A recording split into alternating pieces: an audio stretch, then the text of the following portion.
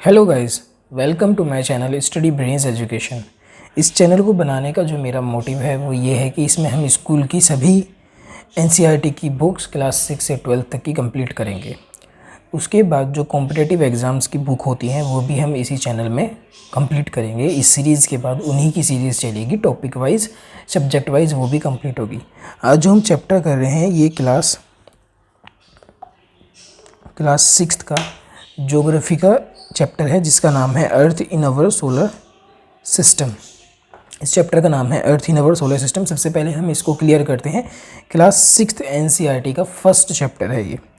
तो इसमें सबसे पहला की पॉइंट है सेलेस्टियल बॉडीज़ क्या होती हैं। जब हम शाम के टाइम अपने घर की छत पे होते हैं और तभी अचानक से नहीं मतलब सूरज नीचे नीचे ढलने शुरू हो जाता है और आसमान काला होने लगता है, तो हमको दिखता है आसमान में बहुत सारे चमकीले चमकीले तारे होते हैं जिनको हम बोलते हैं स्टार्स। वो क्या होते हैं स्टार्स?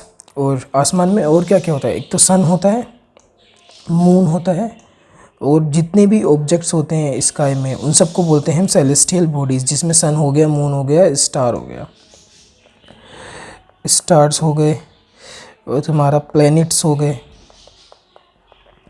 और जितनी भी सैटेलाइट्स हैं आर्टिफिशियल सैटेलाइट्स, ये सब क्या हैं? मतलब नेचुरल सैटेलाइट्स, ये सब हैं सेलेस्टियल बॉडीज़। ब्रह्मांड में जितनी भी चीज़ पाई जाती हैं वो सब सेलेस्टियल बॉडीज़ होती हैं, जिसमें सन होता है, मून, और ऑब्जेक्ट्स जिसमें एस्टेरॉइड्स होते हैं, मीटेरॉइड्स होते हैं। अब एस्टेरॉइड्स और मीटेरॉइड्स क्या होते हैं वो हम आगे अच्छे से समझेंगे। ये सब क्या होती हैं? सेलेस्टियल बॉडीज़ होती हैं, जितनी भी आसमान में चीज़ें होती हैं, जिसमें सबसे पहले हम देखते हैं स्टार्स। स्टार्स क्या होते हैं? स्टार्स बहुत बड़े होते हैं, हॉट होते हैं, और सबसे ख़ास बात है इनकी अपनी हीट और लाइट होती है। स्टार्स की अपनी हीट और लाइट होती है, प्लैनेट की तरह नहीं। जैसे प्लैनेट होते हैं उनकी अपनी हीट भी नहीं होती, अपनी लाइट भी नहीं होती। प्लैनेट्स हीट और लाइट सन से लेते हैं, सन की लाइट प्लैनेट्स के ऊपर रिफ्लेक्ट करती है तो उनको लाइट मिलती है, और जो लाइट जब रिफ्लेक्ट करती है उससे उनको हीट मिलती है सनरेज से। इसको बोलते हैं हम प्लैनेट्स। और प्लैनेट्स से स्टार्स में बस यही फ़र्क है। और हमारा जो सन है, ये हमारा सन है, सन की इमेज है। सन भी एक स्टार है, लेकिन सन हमको इतना बड़ा दिखता है। बाकी जो ये वाले स्टार्स हैं जो आसमान में छोटे छोटे इतने सारे दिखते हैं, वो हमें इतने छोटे क्यों दिखते हैं? क्योंकि वो सन के कंपेयर में बहुत दूर होते हैं, उनकी डिस्टेंस बहुत ही ज़्यादा दूर होती है, इस वजह से वो हमको काफ़ी छोटे दिखते हैं। वरना प्रॉपर्टीज़ सन की और इनकी सेम होती है। दो गैसेस में सबसे ज़्यादा पाई जाती है, वो है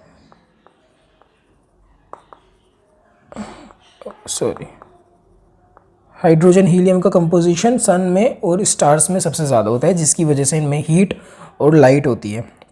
स्टार्स इनको कहते हैं।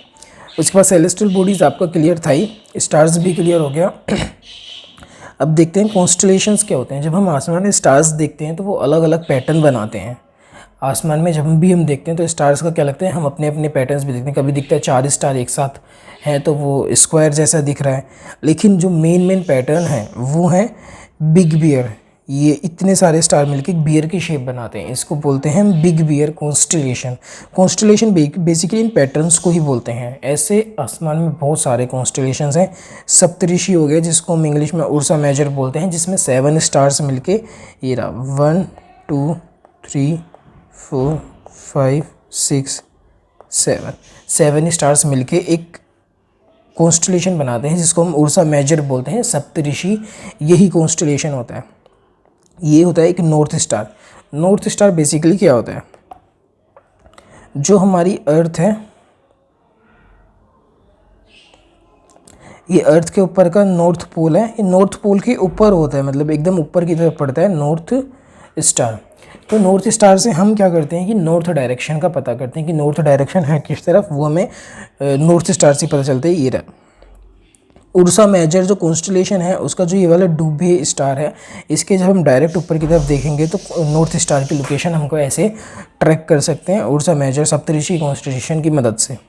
जो नॉर्थ स्टार है इसको पहले लोग रास्ता देखने के काम में लेते थे। मतलब पुराने ज़माने में नॉर्थ स्टार को देख के ही पता करते थे कि नॉर्थ उस तरफ है तो पीछे की तरफ साउथ होगा, इधर वेस्ट होगा, इधर ईस्ट होगा। इस तरीके से नॉर्थ स्टार का जो है रोल वो पुराने टाइम में, एंशिएंट टाइम में बहुत ज़्यादा था।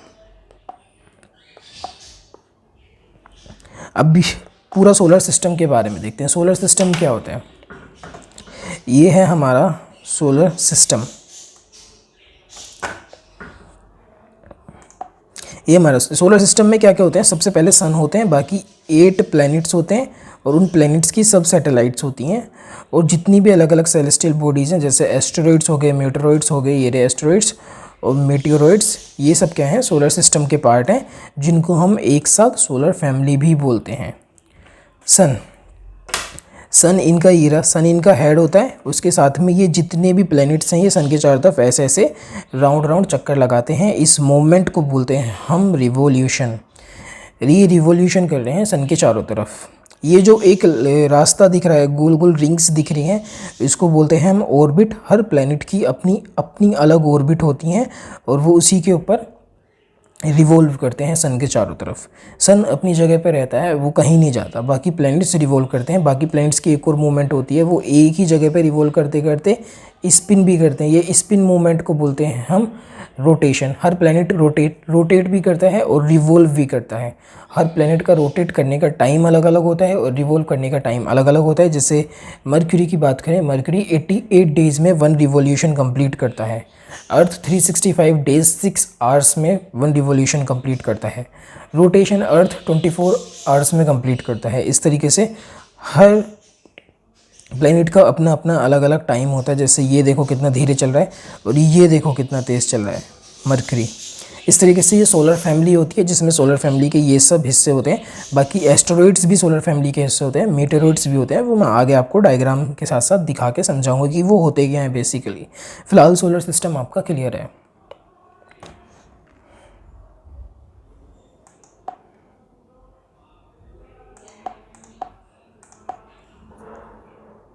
अब एक एक करके हम सोलर सिस्टम के जो पार्ट्स होते हैं वो देखते हैं। सबसे पहले हम देखते हैं सन। सन क्या है? Sun centre of the solar system है। सोलर सिस्टम का जो बिल्कुल बीच का हिस्सा है वहाँ पे सन है, क्योंकि सन के चारों तरफ ही सब घूम रहे हैं। सन एकदम सोलर सिस्टम का सेंटर है, बिल्कुल बीच है। गैसेस कौन कौन सी मेन पाई जाती हैं? हाइड्रोजन और हीलियम उसमें सबसे ज़्यादा देखी जाती हैं, जिसकी वजह से उसमें लाइट और हीट प्रोवाइड करता है सन। और एक फोर्स जो पूरे सोलर सिस्टम को बाइंड करके रखता है। अब देखो कितने बड़े बड़े प्लैनेट्स हैं, सोलर सिस्टम के चारों तरफ ऐसे ऐसे घूम रहे हैं। वो अलग रास्ते तो चेंज नहीं करते, उनकी अपनी एक ही ऑर्बिट होती है। तो ऐसा क्यों? वो सन के चारों तरफ ही क्यों घूम रहे हैं? क्योंकि सन में से एक फोर्स निकलती है जो इतने बड़े बड़े प्लैनेट्स को अपनी तरफ अट्रैक्ट करके रखती है और इधर उधर उनको जाने नहीं देती, इनको अपने ऑर्बिट पे चलने देती है। तो ये फोर्स कौन प्रोवाइड करता है? ये सन ही प्रोवाइड करता है। और कितनी दूर है? 150 मिलियन किलोमीटर अवे है फ्रॉम द अर्थ। हमारे अर्थ से 150 मिलियन किलोमीटर दूर है सन। उसके बाद प्लैनेट्स की बात करें, कितने प्लैनेट्स हैं? 8 प्लैनेट्स हैं। Mercury, Venus, Earth, Mars, Jupiter, Saturn, Uranus, Neptune. ये रहा। इसको याद करने का एक ट्रिक दे रखा है नीचे। My very efficient mother just served us nuts.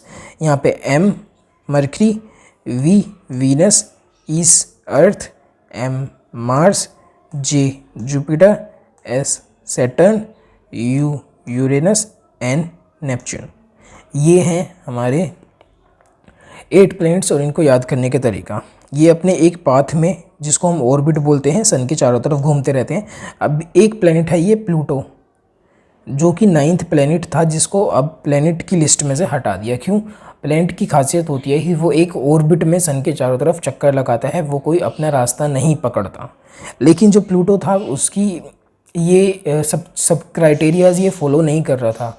एक टाइम आता, एक कुछ मिलियन साल्स बाद ये अपना अलग पाथ बना लेता और हमारे सोलर सिस्टम से बाहर हो जाता। तो पहले, बाद में बाहर होने से पहले इसको पहले ही बाहर कर दिया किसने? International astronomical union.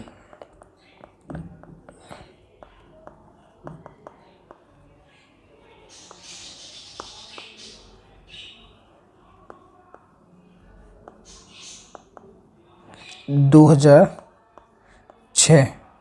2006 में इंटरनेशनल एस्ट्रोनॉमिकल यूनियन की बैठक ने डिस्कस करा और प्लूटो को 2006 में प्लैनेट से बाहर कर दिया। इससे पहले हमारे 9 प्लैनेट्स हुआ करते थे, लेकिन अब हमारे 8 प्लैनेट्स हैं। Mercury, Venus, Earth, Mars, Jupiter, Saturn, Uranus, Neptune, जो अपनी इस रास्ते पे, इस ऑर्बिट पे सन के चारों तरफ चक्कर लगा रहे हैं और अपनी अपने जगह पे, मतलब एक ही जगह पे ये रोटेट भी कर रहे हैं और रिवॉल्व भी कर रहे हैं।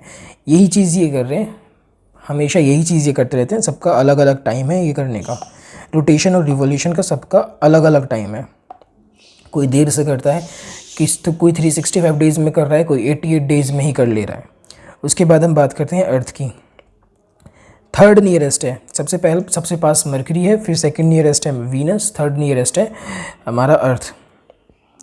फिफ्थ लार्जेस्ट है, पहला लार्जेस्ट कौन है? जुपिटर। पांचवा सबसे लार्जेस्ट प्लेनेट है हमारा अर्थ, फ्लैटेंड एट द पोल्स। जब हम अर्थ की शेप की बात करें तो ये शेप बिल्कुल गोल नहीं है, हल्का सा ये ऐसे ओवल शेप में है। जो इसके पोल्स हैं, पोल्स में ये फ्लैटेंड है, एकदम स्फेरिकल नहीं है जैसा हमारा फोटो में दिखता है। ये नॉर्थ पोल है इसका, जो कि फ्लैटेंड है ऊपर से। ये इसका साउथ पोल है,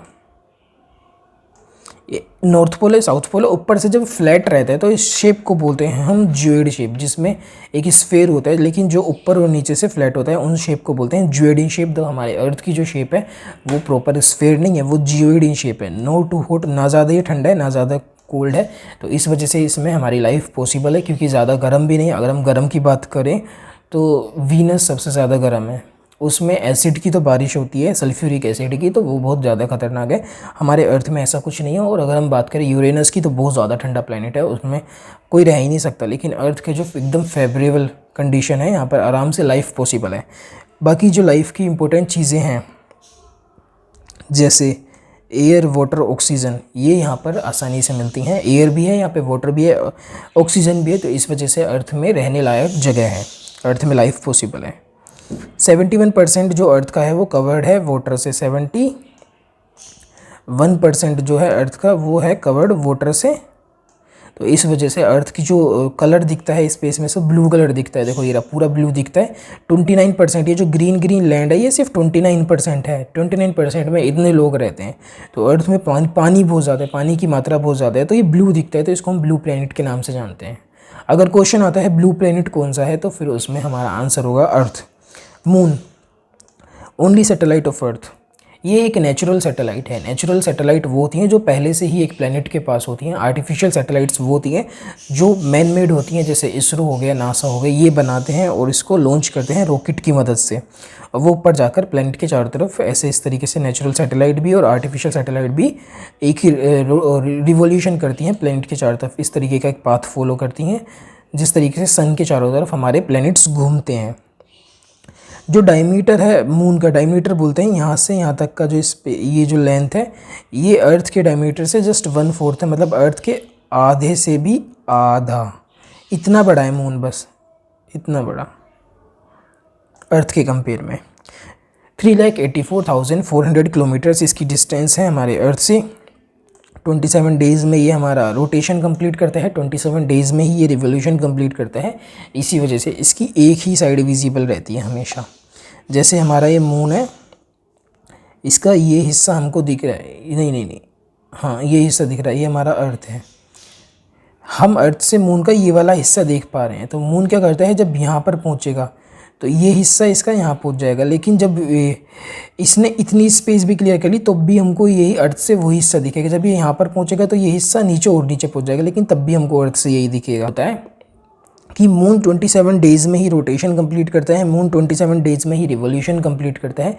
इस वजह से मून का एक ही पार्ट हमको विजिबल होता है, सिर्फ एक ही पार्ट। इसमें लाइफ पॉसिबल नहीं है, ना ग्रेविटी है, ना ऑक्सीजन है, ना कुछ है। और जो माउंटेन्स और डिप्रेशंस होते हैं उन वो शेडो फॉर्म करते हैं। जैसे ये माउंटेन है, तो यहाँ पर सन की लाइट इस पर पड़ रही है, तो ये वाला हिस्सा तो माउंटेन का मतलब रोशनी से चमक रहा है, तो ये हमको दिखता है। जहाँ पे सन हमें चांद चमकता हुआ दिखता है, ये वो जगह होती है।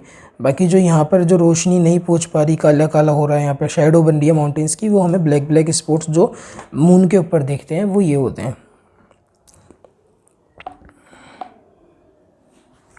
अब एस्टेरॉइड्स की बातें करते हैं। एस्टेरॉइड्स क्या होता है?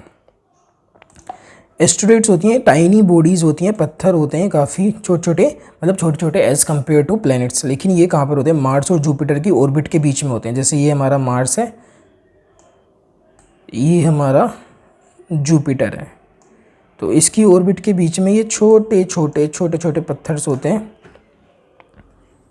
इस तरीके से छोटे छोटे नहीं, काफ़ी बड़े होते हैं। अगर हम जस्ट प्लैनेट से कंपेयर करें तो ये बहुत छोटे होते हैं। ये इस तरीके से अर्थ के चारों तरफ एक बेल्ट की फॉर्म में रिवोल्यूशन कंप्लीट करते हैं। इनको बोलते हैं हम एस्टेरॉइड्स। साइंटिस्ट बिलीव करते हैं कि ये भी पहले प्लैनेट हुआ करते थे, लेकिन बाद में ये फट गए, एक्सप्लोजन हो गया, ये प्लैनेट छोटे छोटे हिस्सों में टूट गए और वो उसी जहाँ पर वो प्लैनेट थे वहीं पे वो टूट के एक बेल्ट बना लेते हैं और सन के चारों तरफ रिवॉल्व करते हैं। लेकिन ये थ्योरी है, मैं इसको बिल्कुल एग्जैक्ट रियलिटी नहीं कह सकते क्योंकि ये बहुत पुराने हैं। मीटेरोइड्स क्या होते हैं, ये स्मॉल पीसीज ऑफ रॉक्स रहते हैं, ये भी सन के चारों तरफ घूमते हैं लेकिन इनकी कोई बेल्ट नहीं होती, इस तरीके के पत्थर होते हैं जैसे ये दिखा रखा है, और ये कभी कभी हमारे अर्थ के एटमॉस्फेयर से भी टकरा जाते हैं। जैसे हमारा ये अर्थ है, ये अर्थ के चारों तरफ ब्लैंकेट है, एटमॉस्फेयर है, यहाँ से कोई मीटियोर आ रहा है, अर्थ के यहाँ पर आ रहा है, जैसे ही यहाँ पर टकराएगा तो इसमें एटमॉस्फेयर से टक्कर लगने से एक फ्रिक्शन क्रिएट होता है।